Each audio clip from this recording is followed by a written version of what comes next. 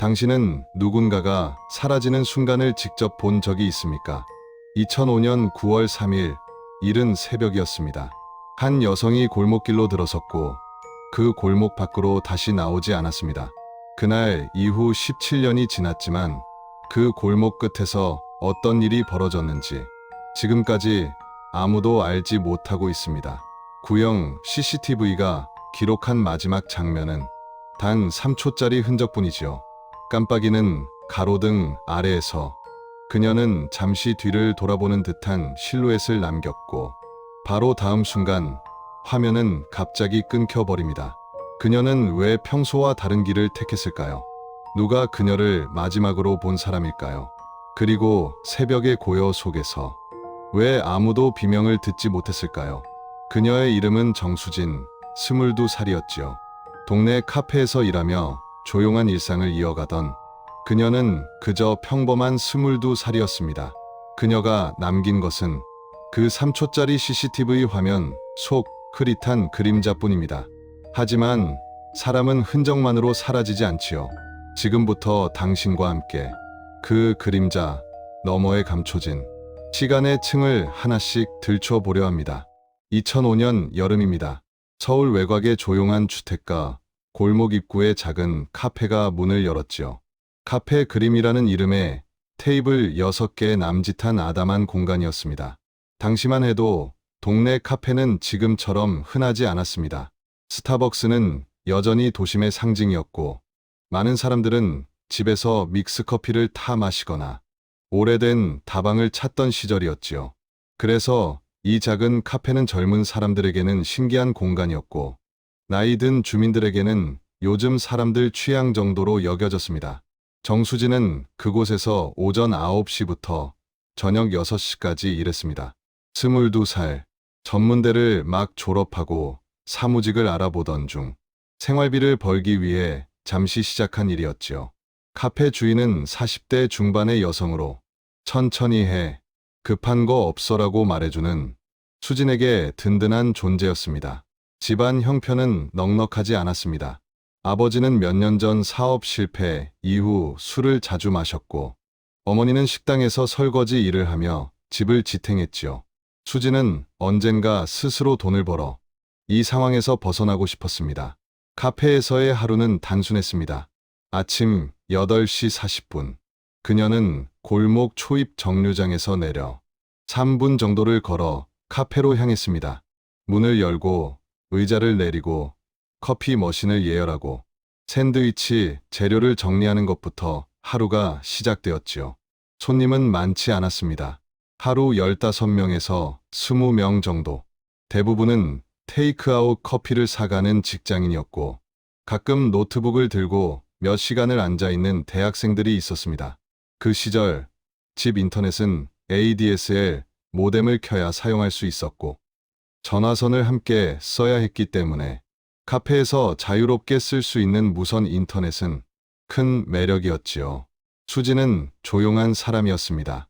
필요한 말만 했고 손님이 주문하면 짧고 명확하게 응대했지요. 아메리카노 한 잔이요. 네, 잠시만요. 그게 대부분의 대화였습니다. 주인은 가끔 말했습니다. 수진아, 조금만 더 웃어봐. 손님들이 좋아할 거야. 하지만 억지 웃음은 그녀에게 힘든 일이었습니다. 그녀는 그저 성실하게 실수 없이 하루를 보내고 싶었지요. 7월 말이 되던 어느 날 카페에 새로운 단골이 생기기 시작했습니다. 회색 와이셔츠를 즐겨 입는 30 중반 정도로 보이는 남자였습니다. 그는 처음엔 일주일에 2~3번 왔습니다. 항상 같은 자리, 창가 구석 테이블에 앉아 신문을 읽거나 서류를 펼쳤지요. 아메리카노 한 잔, 가끔 크루아상. 말수가 적었고 입구로 들어올 때마다 가볍게 눈인사만 했습니다. 수지는 그를 그저 조용한 손님으로 기억했습니다. 하지만 8월 중순부터 그 남자의 방문은 일주일 내내 이어졌습니다. 여전히 조용했지만 가끔 말을 걸기 시작했지요. 오늘 날씨 덥죠? 커피 맛있어요. 항상 혼자 일하세요? 수지는 짧게 대답했습니다. 네, 감사합니다. 주인분 계세요. 그녀는 특별히 불편함을 느끼지 않았습니다. 단골이 친근하게 대하는 건 그 자체로 이상할 일이 아니었으니까요. 하지만 8월 말, 남자의 질문이 조금 달라졌습니다. 몇 시에 퇴근하세요? 수지는 잠시 멈칫했습니다. 일과 관련 없는 사적인 질문이었기 때문이죠. 그러나 그녀는 결국 6시요라고 대답했습니다. 남자는 말했습니다. 아, 그럼 저녁에는 안 계시겠네요. 저는 보통 저녁에 오거든요. 그 말 이후 남자는 오후 5시쯤 카페에 나타나기 시작했습니다. 마감 준비가 시작되는 시간이었지요. 수진이 의자를 올리고 바닥을 쓸 때도 그는 자리에 계속 앉아 있었습니다. 그리고 수진이 앞치마를 벗는 순간쯤 그도 자리에서 일어났지요. 수고하셨어요. 네, 안녕히 가세요. 그들은 함께 카페 문을 나섰습니다. 그리고 같은 방향으로 걸어갔습니다. 정류장까지. 그제야 그녀는 이 남자가 자신의 퇴근 동선을 자연스럽게 알게 되었다는 것을 깨달았지요. 하지만 크게 신경 쓰지 않았습니다. 2005년 스토킹이라는 단어는 지금처럼 일상에서 쓰이지 않았기 때문입니다. 휴대폰엔 GPS가 없었고 CCTV는 은행과 편의점에만 있었지요. 여성들에게 조심해라는 말은 많았지만 정작 무엇을 조심해야 하는지는 누구도 제대로 알려주지 못하던 시절이었습니다. 9월 첫째 주, 그 남자는 수진에게 명함을 건넸습니다. 제가 아는 회사에서 사무직 뽑는데요. 혹시 필요하면 연락하세요. 수진은 명함을 받았습니다. 취업을 준비 중이었고 도움을 거절할 이유는 없었지요. 박현우, 무역회사 과장. 명함에는 그렇게 적혀 있었습니다. 그날 저녁, 그녀의 피처폰에 문자가 왔습니다. 오늘 명함 드린 박현우입니다. 편하게 연락하세요. 수지는 답장을 하지 않았습니다. 다음 날도 또 그 다음 날도 남자는 짧은 문자를 보냈지만 수지는 거의 답하지 않았지요. 그러나 그의 방문은 계속되었습니다. 매일 오후 5시, 마감 시간, 그리고 같은 방향의 퇴근길. 9월 2일 금요일, 수지는 주인에게 조심스레 말했습니다. 요즘 어떤 손님이 자꾸 말을 걸어요. 누구? 회색 셔츠 남자? 네. 주인은 잠시 생각하더니 말했습니다. 나쁜 사람 같진 않은데 너무 불편하면 내가 한마디 할게. 수지는 고개를 저었습니다. 괜찮아요. 그냥 친절한 것 같아서요. 그날 밤, 수지는 미니홈피에 짧은 글을 남겼습니다. 요즘 피곤하다. 주말이면 좋겠다. 그녀는 일촌 공개로 설정하고 컴퓨터를 끄고 잠들었지요. 9월 3일, 토요일, 카페는 쉬는 날이었습니다. 하지만 그녀는 아침 일찍 집을 나섰습니다. 친구를 만나기 위해서였지요. 평소와 다른 복장이었습니다. 청바지, 흰 티셔츠, 운동화. 그녀를 둘러싼 하루는 아무리 봐도 평범해 보였습니다. 하지만 그날 새벽, 평범함이라는 얇은 표면 아래에서 작은 균열이 조용히 일어나고 있었던 것이죠. 그 사실을 아무도 알지 못했습니다. 단 한 사람, 박현우만 제외하고 말입니다. 2005년 9월 3일 토요일 아침이었습니다. 하늘은 맑았고 공기는 초가을 특유의 선선함을 품고 있었지요. 정수진은 오전 9시쯤 집을 나섰습니다. 친구와 명동에서 만날 약속이 있었고 오랜만에 영화도 보고 쇼핑도 하려던 평범한 주말 계획이었습니다. 그녀는 청바지에 흰 티셔츠를 입고 작은 크로스백을 메고 나왔습니다. 가방 안에는 지갑과 피처폰, 립글로스, 이어폰이 들어 있었죠. 그 시절엔 스트리밍이 없었기 때문에 사람들은 PC에서 내려받은 MP3 파일을 휴대전화로 옮겨 들었습니다. 수진의 전화기에는 윤하의 노래와 당시 TV에서 자주 들리던 발라드 몇 곡이 저장되어 있었습니다. 어머니가 물었습니다. 몇 시에 들어오니? 수진은 10시쯤이오라고 대답했습니다. 어머니는 고개를 끄덕이며 늦으면 택시 타라고 말했죠. 그 짧은 대화가 어머니가 딸을 본 마지막 순간이었습니다. 수지는 늘 걷던 길로 향했습니다. 집에서 정류장까지 약 10분. 이어폰을 꽂고 음악을 들으며 한산한 토요일 아침 거리를 천천히 걸었지요. 사람들은 늦잠을 자고 가게들은 대부분 문을 열기 전이라 거리 전체가 고요했습니다. 그런데 그날 단 하나 달라진 점이 있었습니다. 수진이 평소 큰 길 대신 골목길을 택했다는 것입니다. 그 이유는 끝내 밝혀지지 않았지요. 경찰은 몇 가지 가능성을 제시했습니다.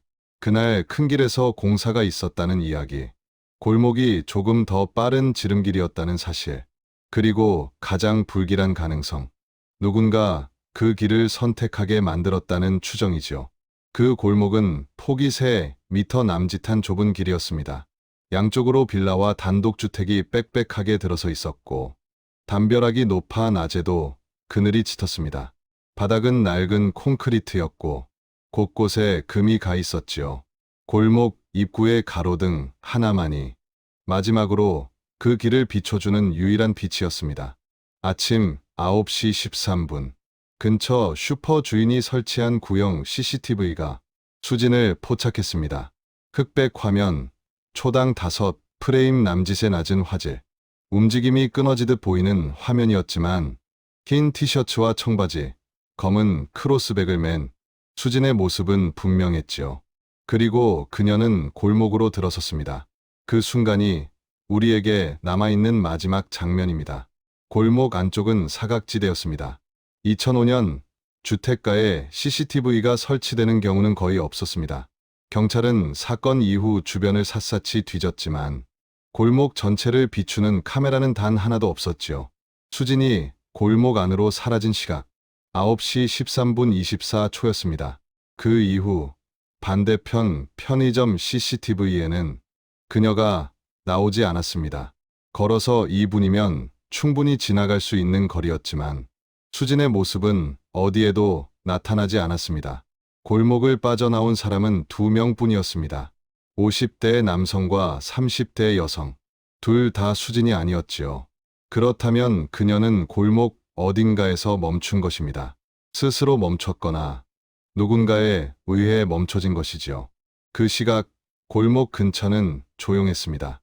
토요일 아침 대부분 집들은 창문을 닫고 있었고 사람들은 TV를 보거나 늦잠을 자고 있었습니다. 비명이나 다툼 소리를 들었다는 증언은 없었습니다. 단 하나 이상한 진술이 있었습니다.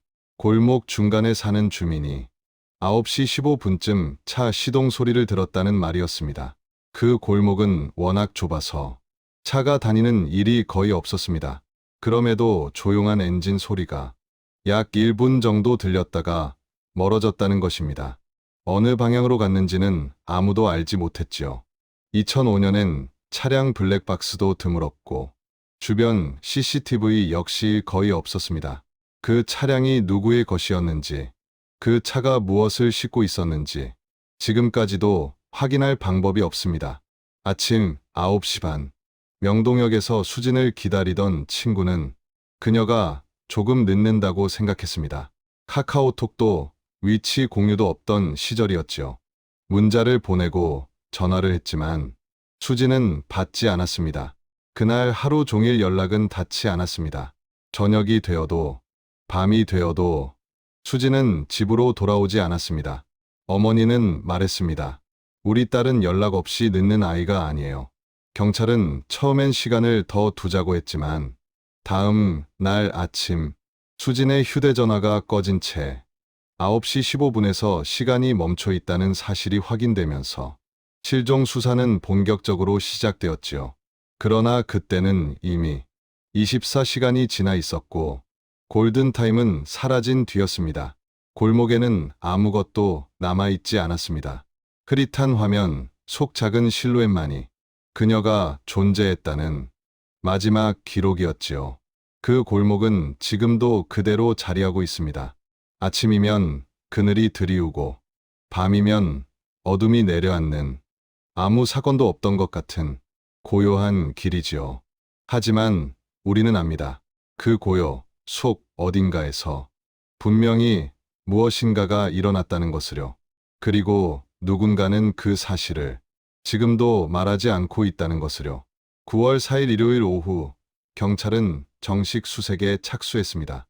정수진이 마지막으로 목격된 골목을 중심으로 반경 2km 구역이 설정되었고 경찰관 12명과 의용소방대원 20명이 현장에 투입되었지요. 수색팀은 골목 구석구석을 살피고 쓰레기통을 뒤지고 빈집과 창고까지 모두 확인했습니다. 하지만 첫날 어떤 단서도 발견되지 않았습니다. 정말로 아무것도 없었습니다. 수진의 부모는 직접 전단지를 만들었습니다. 동네 복사집에서 1000장을 뽑아들었지요. A사 용지 위에 증명사진, 인적사항, 그리고 실종 당시 복장을 또박또박 적었습니다. 정수진, 22세를 찾습니다. 키 162cm, 체중 50kg, 흰색 티셔츠와 청바지 착용, 연락처는 집 전화와 아버지 휴대전화 단 2개뿐이었습니다. 당시엔 스마트폰이 없었고 연락수단도 제한적이었지요. 부모는 전단지를 들고 전봇대와 버스 정류장, 슈퍼마켓, 유리문, 그리고 카페 입구에 하나하나 붙였습니다.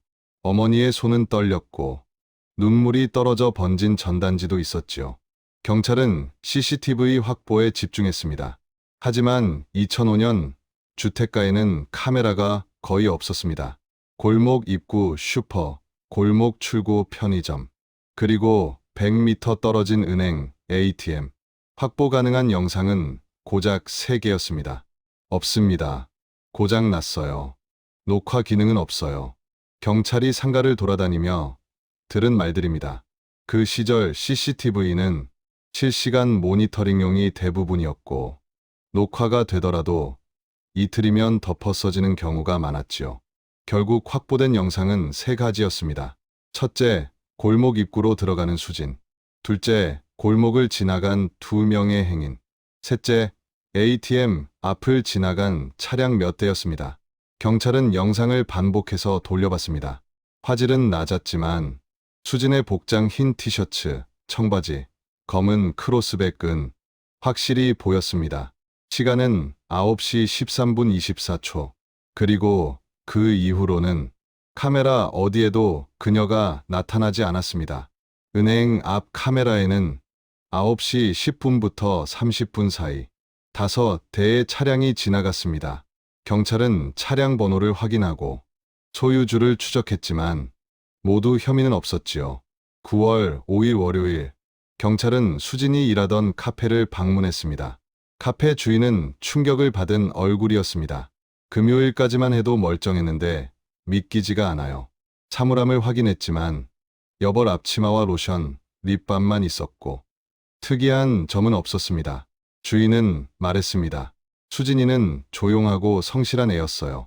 친구도 많지 않았고 퇴근하면 바로 집에 갔어요. 경찰이 물었습니다. 혹시 이상한 손님이나 스토커 같은 사람이 있었습니까? 주인은 잠시 망설이다 말했습니다. 회색 와이셔츠 입은 남자분. 자주 왔어요. 수진이를 신경 쓰는 것 같았어요. 수사는 새로운 국면을 맞았습니다. 하지만 당시엔 멤버십 시스템도 없었고 카드 전표도 오래 보관하지 않았습니다. 증거는 거의 남아있지 않았지요. 주인이 기억한 건 단 하나였습니다. 그 남자가 한 번 명함을 건넸다는 사실이었습니다. 경찰은 수진의 원룸을 수색했습니다. 작은 방이었지요. 침대, 책상, 옷장. 그곳에서 명함 한 장이 나왔습니다. 박현우, 대양무역 과장. 전화번호와 회사 주소가 적혀 있었지요. 경찰은 즉시 박현우를 소환했습니다. 9월 6일 화요일. 그는 차분한 태도로 경찰서에 나타났습니다. 네, 카페 자주 갔습니다. 수진 씨는 직원이었고 전 손님이었죠. 명함은 취업 도움을 주려고 드린 겁니다. 경찰이 물었습니다. 9월 3일 토요일에는 어디에 있었습니까? 그는 대답했습니다. 집에 있었습니다. 아내와 함께요. 아내 역시 같은 진술을 했습니다. 경찰은 그의 차량을 조사했습니다. 흰색 소나타였지요. 차량 내부를 샅샅이 뒤졌지만 머리카락, 섬유, 혈흔, 그 어떤 것도 나오지 않았습니다. 2005년의 포렌식 기술로는 미세한 증거를 찾아내기엔 한계가 있었지요. 결국 박현우는 풀려났습니다. 증거가 없었습니다. 9월 7일 수요일, 첫 번째 물증이 발견되었습니다. 골목에서 500m 떨어진 공터에서 이어폰 한쪽이 발견되었지요. 어머니는 손으로 입을 막았습니다. 이거 수진이 거예요. 제가 생일에 사준 거예요. 경찰은 주변을 더 수색했지만 다른 물건은 나오지 않았습니다. 왜 이어폰 한쪽만 있었는지는 끝내 설명되지 않았지요. 9월 9일 금요일, 두 번째 물증이 발견되었습니다. 한강 지류에 있는 작은 물가에서 카페 그림 로고가 적힌 초록색 앞치마 1000조각이 발견되었습니다. 하지만 수지는 실종 당일 앞치마를 입지 않았습니다. 쉬는 날이었기 때문이지요. 카페의 앞치마는 총 3벌, 수진의 앞치마는 그대로 사물함에 있었습니다. 그렇다면 이 조각은 어디서 온 것일까요? 수수께끼는 더욱 깊어졌습니다. 물가 주변에서는 아무것도 나오지 않았습니다. 잠수부가 투입되었지만 흙탕물 속에선 더 이상 어떤 흔적도 찾을 수 없었지요. 일주일이 지나도록 결정적 단서는 나오지 않았습니다. 이어폰 한쪽과 정체 모를 앞치마 조각뿐이었습니다. 경찰은 프로파일러를 투입했습니다. 분석은 짧았습니다. 계획적 범죄 가능성이 높습니다. CCTV 사각지대를 이용했고 흔적을 거의 남기지 않았습니다. 면식범일 가능성도 있습니다. 하지만 구체적인 용의자를 특정하기엔 증거가 너무 적었습니다. 박현우는 여전히 의심을 받았지만 기지국 기록은 그의 휴대전화가 집 근처에 있었음을 보여주었습니다. 그러나 그것이 완벽한 알리바이는 아니었지요. 핸드폰을 집에 두고 나가는 것도 가능했기 때문입니다. 9월 중순, 수색은 점점 축소되었습니다. 경찰 인력은 다른 사건으로 재배치되었고 의용소방대도 철수했지요. 수진의 부모만이 남았습니다. 그들은 매일 골목을 돌고 물가를 찾아가고 공터를 헤매었습니다. 비에 젖어 찢어진 전단지는 다시 붙였고 또 붙였습니다. 사진 속 수진은 여전히 웃고 있었지만 부모의 얼굴엔 웃음이 사라져갔습니다. 어머니는 말했습니다. 우리 딸 살아있어요. 어딘가에서 기다리고 있어요. 제가 느껴져요. 하지만 그 목소리는 점점 떨렸습니다. 희망은 찾을 수 있다에서 포기할 수 없다로 그리고 기다린다로 바뀌어 갔습니다. 노력은 계속되었지만 그 노력의 끝은 보이지 않았습니다. 허무함만이 차곡차곡 쌓여갔지요. 9월이 끝나갈 무렵 사건은 결국 미제로 분류되었습니다. 단서 부족, 기술 부족, 무엇보다도 너무 늦어버린 시간들 때문이었지요. 서랍 속으로 들어간 사건 파일과 달리 부모의 하루는 멈추지 않았습니다. 전화벨이 울릴 때마다 고개를 들었고 현관문이 열릴 때마다 혹시나 하는 마음으로 문 쪽을 바라보았지요. 그들의 기다림은 그렇게 끝나지 않는 하루의 반복으로 조용히 이어지고 있었습니다. 9월 5일 월요일 저녁, 지역 케이블 방송의 짧은 뉴스가 처음으로 사건을 다뤘습니다. 앵커는 차분한 목소리로 말했지요. 20대 여성이 주말 외출 후 실종되어 경찰이 수사 중입니다. 화면에는 정수진의 증명사진과 골목 입구의 어둑한 장면이 잠시 스쳐 지나갔습니다. 보도 시간은 40초도 되지 않았습니다. 날씨 예보보다 짧았지요. 그리고 곧바로 교통사고, 아파트 분양, 축제 소식으로 화면이 넘어갔습니다. 그날의 뉴스 속에서 수진의 실종은 그저 지나가는 이야기 하나일 뿐이었습니다. 다음 날 지역 신문 사회면 구석에 한 줄짜리 단신이 실렸습니다. 20대 여성 실종 경찰 수사 착수. 5줄 남짓의 기사, 사진도 없었고 사람들의 시선도 오래 머물지 않았습니다. 같은 페이지에는 정치인 스캔들과 연예인 결혼 기사, 부동산 가격 상승 뉴스가 큼지막하게 자리하고 있었지요. 독자들의 눈은 자연스레 그쪽으로 향했습니다. 2005년의 언론 환경은 빠르게 변화하는 중이었습니다. 종이 신문이 여전히 영향력 있었지만 네이버와 다음 같은 포털 뉴스가 급속도로 성장하던 시기였지요. 사람들은 출근길 버스에서, 회사 점심시간에, PC방에서 뉴스를 클릭했습니다. 하지만 클릭한 뉴스는 곧 사라졌습니다. 정보는 넘쳐났고 관심은 더 쉽게 분산되었지요. 9월 7일 지상파 메인 뉴스가 좀 더 비중 있게 사건을 다뤘습니다. 리포터가 골목 앞에 서서 말했습니다. 이곳이 정수진 씨가 마지막으로 목격된 장소입니다. CCTV에 포착된 이후 행방이 묘연합니다. 부모의 인터뷰도 짧게 실렸습니다. 어머니는 울먹이며 말했습니다. 제발 우리 딸 좀 찾아주세요. 사람만 있다면 뭐든 할 수 있어요. 시청자들은 그 순간만큼은 안타까움을 느꼈습니다. 그러나 뉴스가 끝나고 손이 리모컨으로 움직이면 그 감정도 함께 잊혀졌습니다. TV는 늘 새로운 화면을 보여주었고 그 화면들은 수진을 대체해 갔습니다. 그날 밤 포털 뉴스 댓글창에 반응들이 올라왔습니다. 안타깝네요. 빨리 찾았으면. 요즘 세상 왜 이렇게 무서워.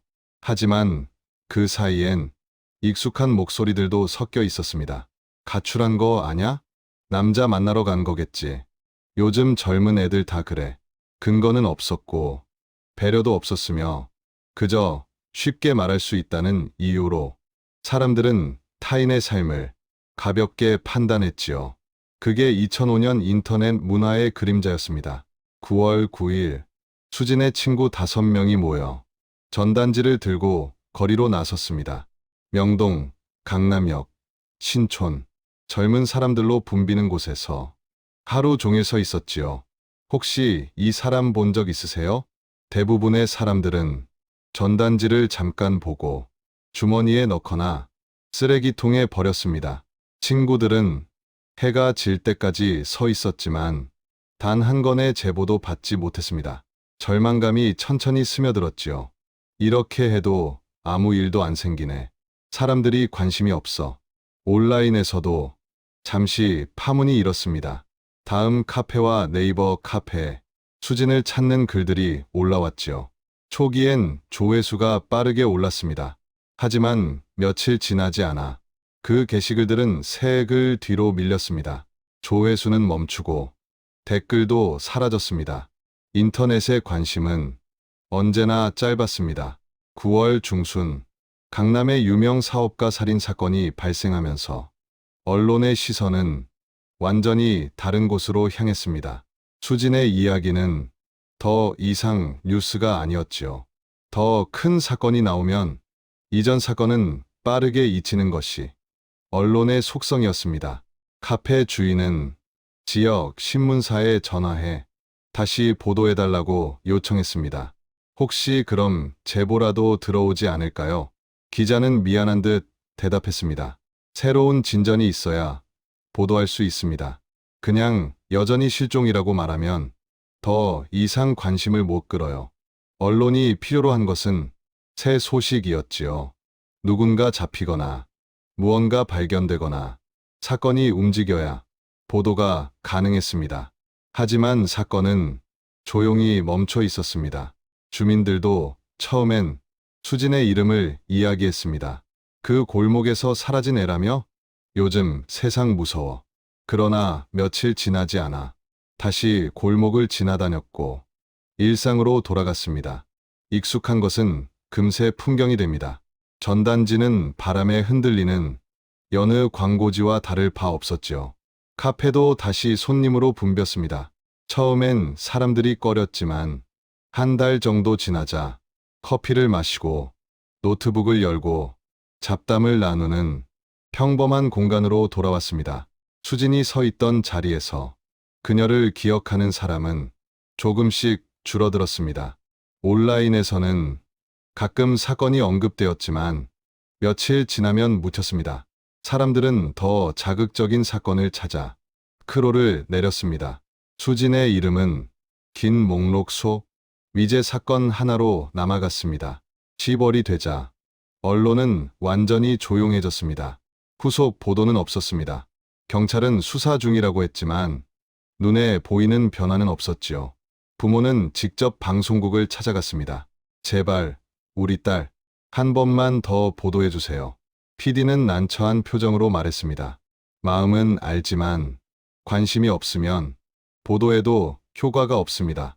새로운 단서가 나오면 그때 다시 연락드릴게요. 그 말 앞에서 부모는 아무 말도 할 수 없었습니다. 돌아가는 길, 손에 들린 전단지 한 장이 유난히 무거웠지요. 사회는 그렇게 수진을 잊어갔습니다. 고의로 잊은 것도 아니고 아기가 있어서도 아니었습니다. 그저 누군가의 슬픔을 오래 붙들어 두기엔 사람들의 하루가 너무 바빴던 것이지요. 어머니는 매일 전단지를 확인했습니다. 찢어지면 새로 붙였고 젖으면 말려서 다시 붙였습니다. 하지만 어느 순간부터 전단지는 도시의 배경 속 한 조각이 되어 있었습니다. 아무도 멈춰보지 않고 아무도 기억하지 않는 낡은 안내지처럼 말입니다. 11월 지역 신문 기자가 찾아왔습니다. 실종 2달 특집 기사를 쓰려고 합니다. 부모는 작은 희망을 품었습니다. 혹시 이 기사를 보고 누군가 제보하지 않을까 하는 기대였지요. 주말 신문에 기사가 실렸습니다. 사회면 한쪽 구석, 작은 칸이었습니다. 실종 2달 여전히 기다리는 가족, 사진 한 장, 10줄의 기사. 그게 전부였습니다. 그리고 다음 주, 그 기사를 기억하는 사람은 거의 없었습니다. 사람들은 말했습니다. 그런 일은 어디서나 일어나잖아요. 경찰도 바쁠 텐데, 실종 사건 많다던데. 그 말 속엔 무심함만이 남아 있었습니다. 그렇게 정수진이라는 이름은 뉴스의 짧은 문장 하나로 남았고 도시의 일상 속에서 천천히 사라지고 있었지요. 남은 것은 포기하지 않는 부모와 비바람에 달아가는 전단지뿐이었습니다. 2018년 3월 정수진이 사라진 지 어느새 13년이 지나 있었지요. 수진의 부모는 이제 60대가 되어 있었습니다. 어머니의 머리는 희끗해졌고 아버지는 지팡이를 짚고 다니기 시작한 지 오래였습니다. 그들은 여전히 딸을 기다렸지만 그 기다림은 이미 희망이 아니라 습관처럼 남은 버티기였지요. 수진의 방은 그대로였습니다. 침대와 책상, 옷장, 시간만 조용히 쌓여갈 뿐이었습니다.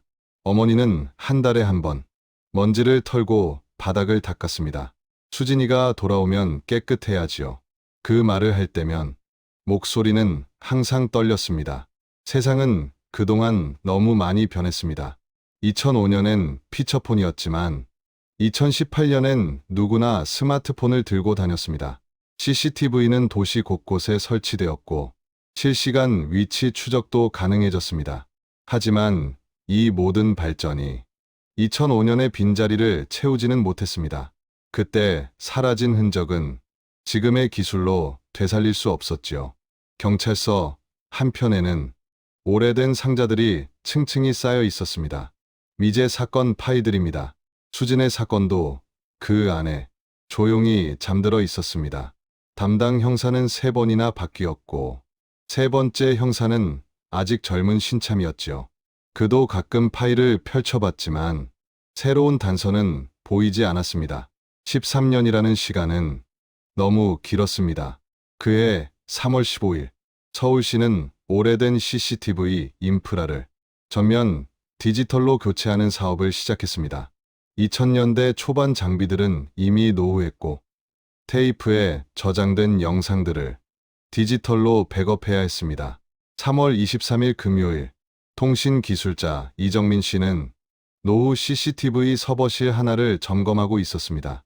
좁고 먼지가 쌓인 방, 엉켜있는 케이블들, 고장난 녹화기들이 수북했지요. 장비를 하나씩 점검하던 그는 선반 아래에서 먼지 뒤집어 쓴 하드디스크 하나를 발견했습니다. 리스트에도 없는 장비였습니다. 이건 뭐지? 하드디스크 라벨엔 2005.08 그 해가 선명히 적혀 있었습니다. 그는 작업 매뉴얼을 떠올렸습니다. 모든 저장 장치는 백업 후 폐기. 지침대로 그는 그 하드디스크를 가방에 넣고 사무실로 가져왔습니다. 그날 퇴근 후 그는 조심스럽게 컴퓨터에 연결했습니다. 이게 돌아갈까요? 전원이 들어오는 소리가 천천히 울렸습니다. 그리고 놀랍게도 드라이브가 인식되었지요. 폴더를 열자 수백 개의 영상 파일이 나타났습니다. 파일명은 날짜와 시간, 2005억 901만 600.AB에, 2005억 903만 900.AB에. 그는 손을 멈추었습니다.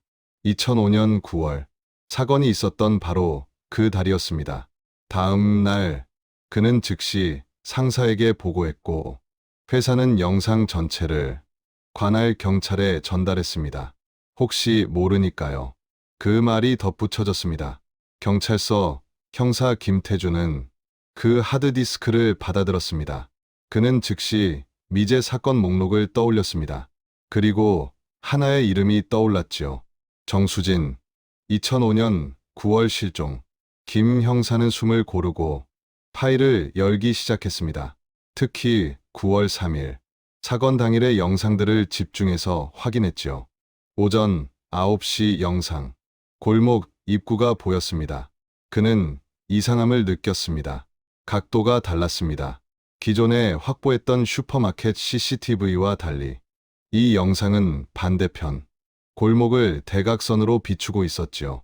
이건 새로운 카메라인가? 영상을 빨리 돌렸습니다. 9시 10분, 11분, 12분, 그리고 9시 13분. 그 순간 화면 왼쪽에서 흰 옷을 입은 여성이 나타났습니다. 작은 체구, 흰색 상의, 검은색 가방. 김 형사는 숨을 삼켰습니다. 정수진, 분명히 그 모습이었지요.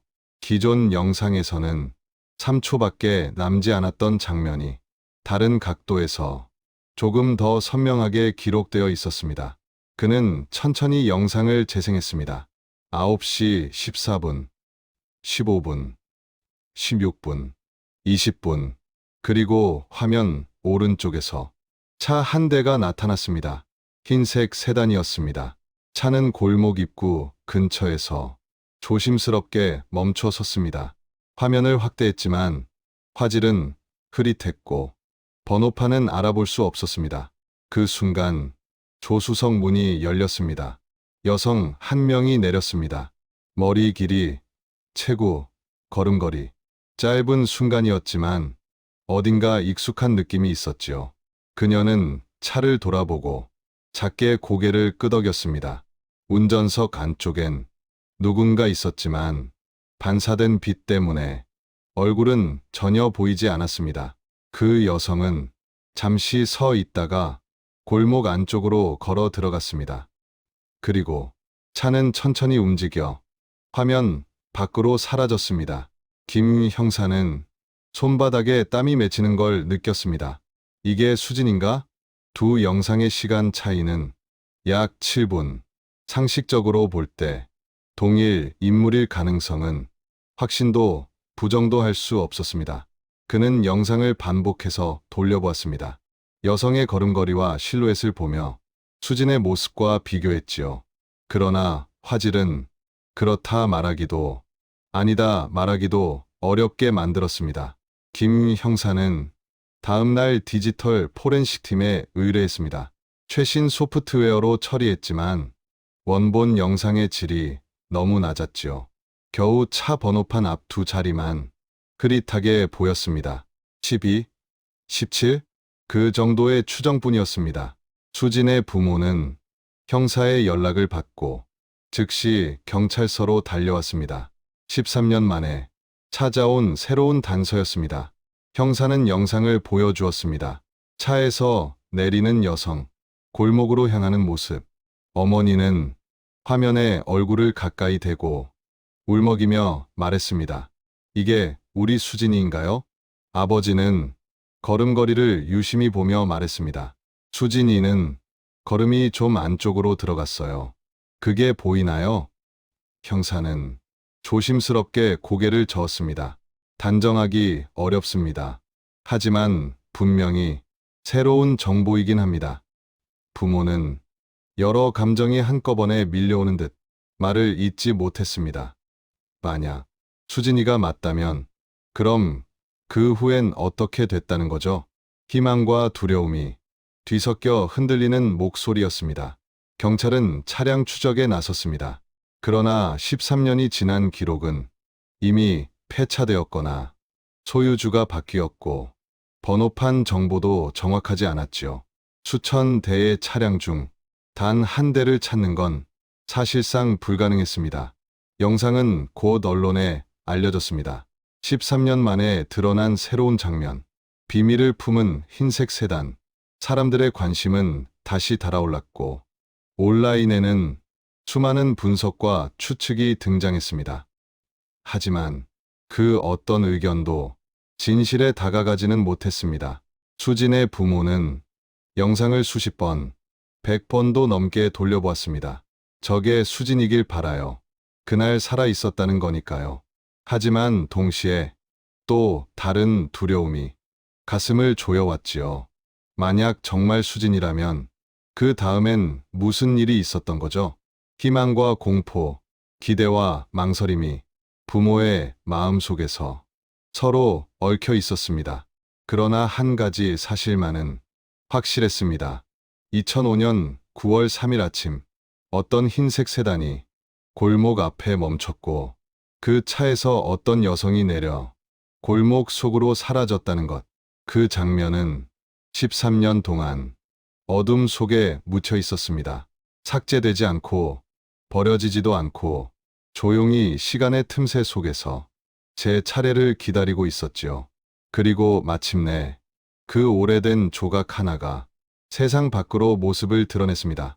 시간이 숨기려 했던 진실이 조금씩 빛을 비추기 시작한 순간이었습니다. 2018년 오래된 영상이 발견된 뒤 사건은 잠시 세상의 주목을 받았지만 관심은 오래가지 않았습니다. 차량의 정체도 영상 속 여성이 누구인지도 확인할 방법이 없었기 때문입니다. 수사는 다시 정체되었고 언론의 관심은 한 달을 넘기지 못했습니다. 사람들은 말했습니다. 또 미제로 남겠지요. 그 말 속에는 정수진이라는 이름 대신 익숙한 패턴만 남아 있었습니다. 수진의 부모는 다시 기다림으로 돌아갔습니다. 13년이 지나고 14년이 지나고 15년이 되어갈 무렵이었지요. 2021년 4월 잔잔하던 시간에 새로운 흔들림이 찾아왔습니다. 한 다큐멘터리 제작팀이 수진의 사건을 다루기로 한 것입니다. 제작진은 부모와 친구들, 당시 카페 주인, 그리고 수사를 담당했던 형사들을 찾아가 조심스러운 인터뷰를 이어갔습니다. 자연스럽게 박현우의 이름도 다시 등장했습니다. 그는 2019년 말 간암으로 세상을 떠났습니다. 62세였습니다.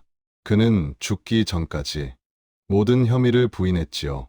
그의 아내는 제작진의 인터뷰 요청을 단호히 거절했습니다. 이미 남편은 떠났습니다. 더 이상 말하고 싶지 않습니다. 그녀의 목소리는 닫힌 문처럼 단단했습니다.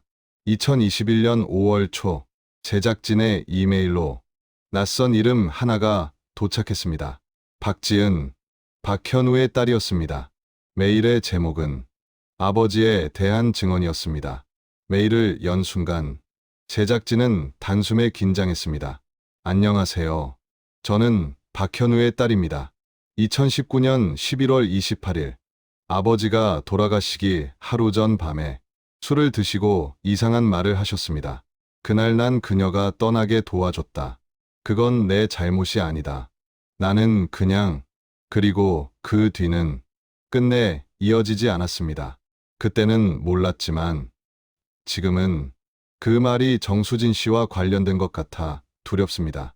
짧은 문장 속에 오래 참아왔던 어떤 무게가 서서히 배어나오고 있었습니다.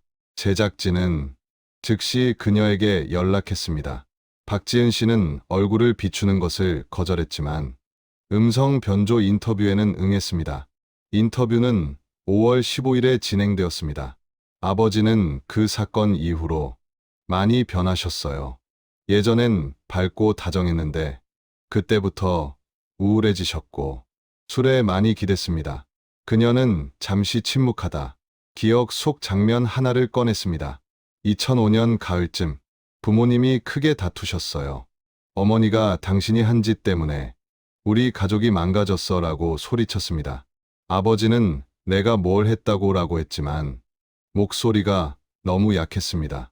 그날 이후 두 분은 거의 대화를 나누지 않았습니다. 그 기억은 오랜 세월 묻혀있던 균열을 선명하게 보여주는 조각이었지요. 제작진은 박지은의 증언을 바탕으로 또 다른 실마리를 찾아 나섰습니다. 그들은 2005년 당시 카페에서 짧게 일하던 파트타이머 김연희 씨를 찾아냈습니다. 그녀는 당시 20살, 방학 동안만 일했던 직원이었고 경찰 조사에서는 아는 게 없다고 말했던 인물이었지요. 하지만 16년이 지난 지금 그녀는 마음을 바꿨습니다. 그때 말하지 않은 게 있어요. 수진 언니가 실종되기 일주일쯤 전에 저에게 이상한 질문을 했어요. 연희야, 만약 내가 여기서 떠나고 싶은데 돈이 없다면 어떻게 할 것 같아? 전 농담인 줄 알았어요. 그런데 언니 표정은 진지했어요. 나 여기서 벗어나고 싶어. 근데 방법을 모르겠어. 그 말을 그냥 넘겼습니다. 그땐 왜 그랬는지 몰랐어요. 그녀는 잠시 숨을 고른 뒤 또 하나의 기억을 꺼냈습니다. 그리고 그 단골 손님 있잖아요. 명함 줬던 그 남자. 그 사람이 언니에게 집착하는 것 같았어요. 퇴근 시간에 맞춰 찾아오고 계속 말을 걸고 제가 언니 좋아하는 것 같다고 하니까 언니가 깜짝 놀라서 조용히 해, 모르는 척 해라고 했어요. 지금 생각해보면 언니는 이미 그 사람을 무서워하고 있었던 것 같아요. 그 말은 수진의 내면에 숨어 있던 두려움을 비로소 하나의 형태로 만들었습니다. 제작진은 다시 박현우 가족의 차량 기록을 추적했습니다. 경찰은 2005년 당시 박현우 본인의 차량만 조사했지만 그의 아내도 같은 시기 차량을 소유하고 있었습니다. 보험회사의 오래된 데이터베이스에서 놀라운 기록이 발견되었습니다. 2005년 9월 3일 박현우의 아내 차량 흰색 소나타 평소보다 20km 이상 더 주행. 그날 오전이었습니다. 수진이 사라진 바로 그날과 정확히 겹쳤습니다. 제작진은 박현우의 아내에게 이 사실을 이메일로 보냈습니다. 일주일, 2주일이 흘렀습니다. 그리고 6월 초 짧은 답장 하나가 도착했습니다.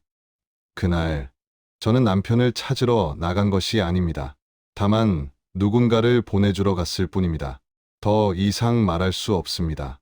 저도 충분히 오래 고통받았습니다. 부디 저를 내버려 두십시오. 그 짧은 문장은 모든 추측을 다시 뒤흔들었습니다. 그녀가 보낸 누군가는 누구였을까? 그 보내주다는 어떤 의미였을까? 도망인지, 동행인지, 혹은 그 이상인지. 하지만 그 질문에 답할 사람은 더 이상 세상에 없었습니다. 경찰은 그녀를 소환했지만 그녀는 변호사와 함께 나타났고 진술을 거부했습니다. 증거가 없었습니다. 확신도 없었습니다. 그저 서로 맞닿지 않은 조각들만 천천히 떠올랐을 뿐입니다. 그러나 이번엔 전과 달랐습니다. 수지는 떠나고 싶어 했습니다. 박현우는 그녀에게 집착했습니다. 박현우의 아내는 누군가를 보내주러 간 날이 있었습니다. 세 개의 조각은 아직 완전한 그림이 아니었지만 분명히 서로를 향해 조용히 다가가고 있었지요. 그해 9월 3일, 사건 발생 16년째 되는 날, 다큐멘터리는 방영되었습니다. 수많은 시선이 다시 한번 잊혀진 골목으로 향했습니다. 증거는 없었고 결론도 없었습니다. 하지만 오랜 침묵 끝에 사람들이 입을 열기 시작했다는 사실 자체가 이미 이 사건의 새로운 출발이었지요. 그리고 가장 소중한 사실 하나, 정수진이라는 이름은 결코 잊히지 않았습니다. 그 기억이 아직 어둠 속 어디엔가 남아있는 진실을 천천히 끌어올리고 있었기 때문입니다. 2021년 9월 3일 다큐멘터리 사라진 평일의 그림자가 방송을 탔습니다. 시청률은 3%, 높지 않은 수치였지만 반응은 상상 이상으로 뜨거웠습니다. 방송 직후 포털 사이트 실시간 검색어 1위에는 오랫동안 잊혀져 있던 이름이 올라왔습니다. 정수진 실종이라는 단어였지요. 유튜브에 재업로드된 영상은 이틀 만에 100만 조회수를 넘어섰습니다. 댓글은 순식간에 수천 개가 달렸습니다. 이건 명백한 범죄입니다. 박현우 아내를 다시 조사해야 합니다. 2005년 수사는 너무 허술했습니다. 지금 같았으면 절대 이렇게 흐지부지되지 않았을 겁니다. 인터넷은 뜨겁게 흔들렸습니다. 네이트판, DC인사이드, FM코리아, 82쿡, 각기 다른 사람들이 각자의 자리에서 사건을 분석했습니다. 영상 속 시간대를 다시 맞추고 증언을 조합하고 가설을 정리했습니다. 박현우가 수진을 유인했고 아내가 그 사실을 알고 개입했다. 수진은 스스로 도망치려 했고 그 과정에서 뭔가 잘못된 것이다. 둘 다 공범일 가능성이 있다. 추리는 끝없이 이어졌지만 결정적인 증거는 여전히 없었지요. 여성 인권 단체들이 움직이기 시작했습니다. 한국여성민우회, 성폭력상담소, 여성인권진흥원. 그들은 공동 성명을 냈습니다. 정수진 사건은 단순 실종이 아니라 젠더 기반 폭력의 가능성이 높습니다. 2005년 스토킹은 범죄로 인식되지 않았습니다. 이것은 제도와 사회의 실패입니다. 이 성명은 언론에 보도되며 사건은 사회적 이슈로 다시 떠올랐습니다. 2021년 10월 국회에서 실종 사건 관련 법 개정 논의가 시작되었습니다. 여야 의원 20여 명이 참여한 개정안의 핵심은 이러했습니다. 성인 실종도 즉시 사건으로 처리합니다. 스토킹 정황이 있으면 즉각 긴급 대응합니다. 초기 48시간을 골든타임으로 규정하고 집중 수색을 의무화합니다. 이 법안의 공청회에서 정수진의 어머니가 증인으로 참석했습니다. 그녀는 이미 70대, 휠체어에 앉아 떨리는 손으로 마이크를 잡았습니다.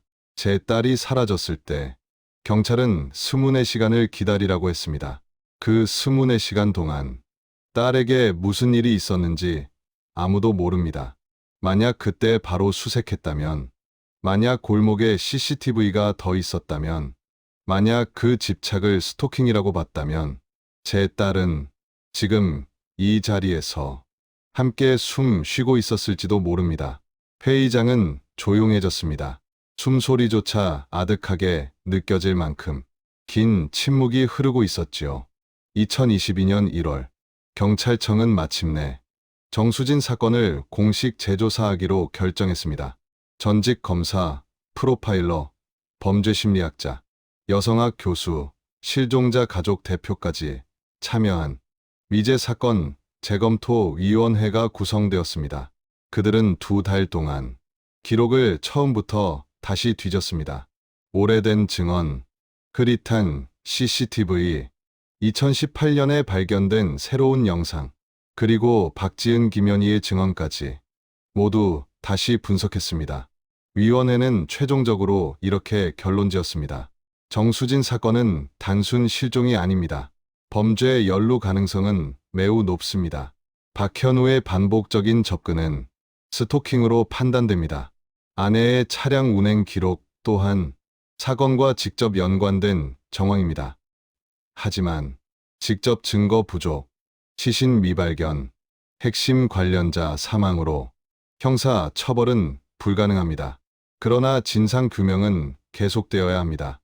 법은 움직였지만 사건은 여전히 완전한 답을 보여주지 않았습니다. 언론과 여론의 압박 앞에서 마침내 박현우의 아내가 입을 열었습니다. 변호사를 통해 짧은 성명을 발표했지요. 저는 2005년 9월 3일 남편의 부탁으로 한 여성을 태웠습니다. 그녀가 정수진 씨였는지는 기억나지 않습니다.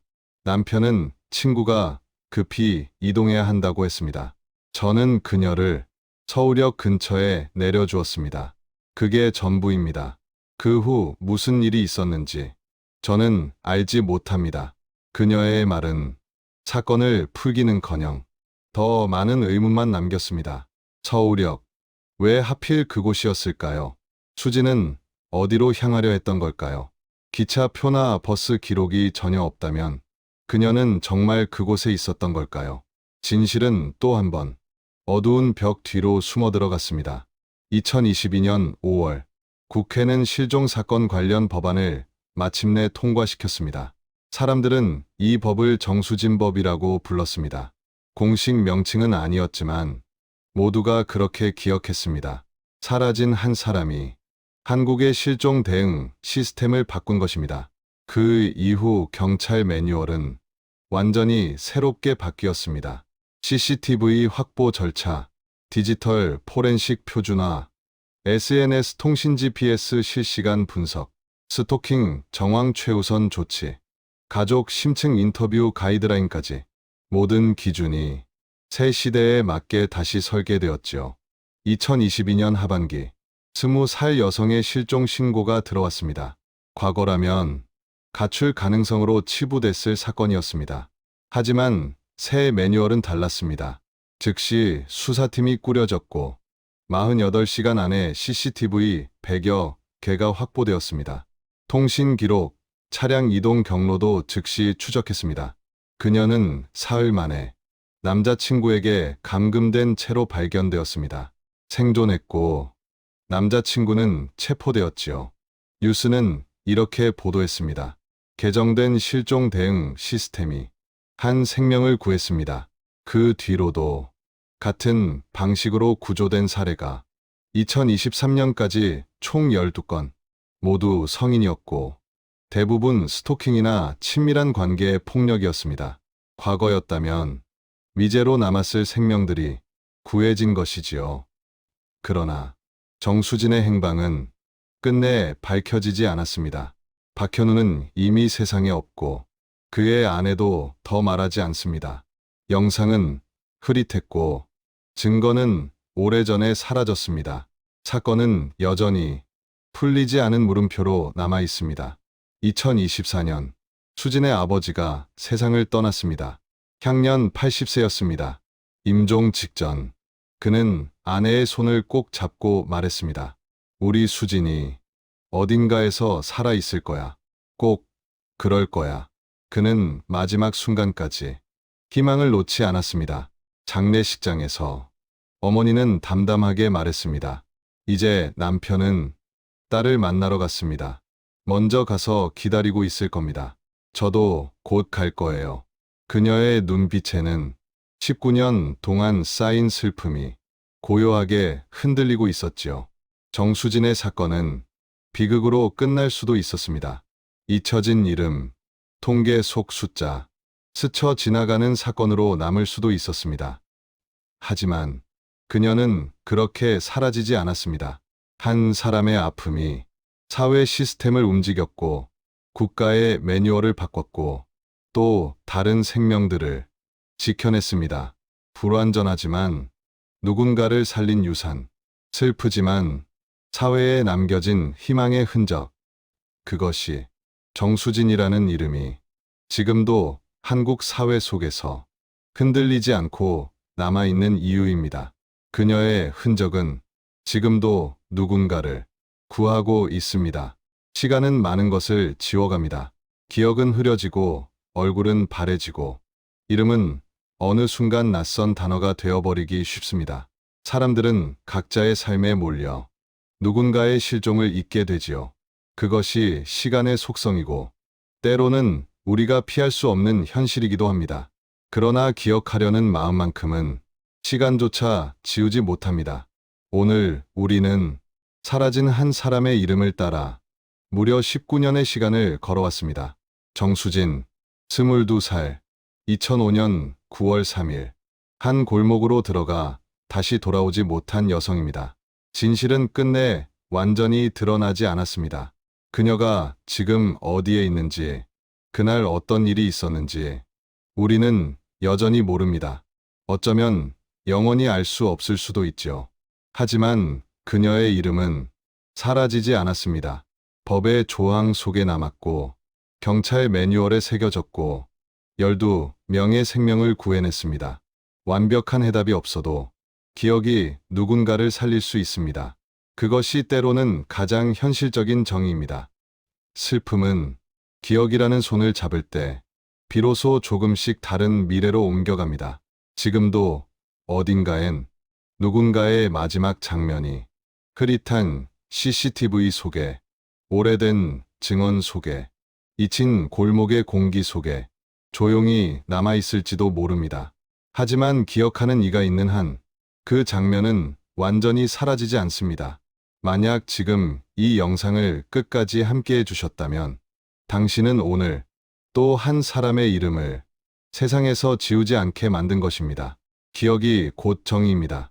그리고 그 정의를 지킨 사람들이 모여 잊힌 이름들을 다시 불러낼 수 있는 것이지요. 정수진을 기억해 주십시오. 그리고 아직 돌아오지 못한 모든 이름을 함께 기억해 주십시오. 이야기는 여기서 끝나지만 남겨진 이들의 기다림과 상처는 여전히 현재형으로 남아 있습니다. 우리가 함께 기억하고 잊지 않으려 할 때 그들의 고통은 조금은 가벼워질지도 모르지요. 다음 이야기에도 함께해 주시기 바랍니다. 지금까지 실종의 흔적이었습니다. 구독과 알림 설정으로 사라진 이들의 발자국을 계속 따라와 주시기 바랍니다.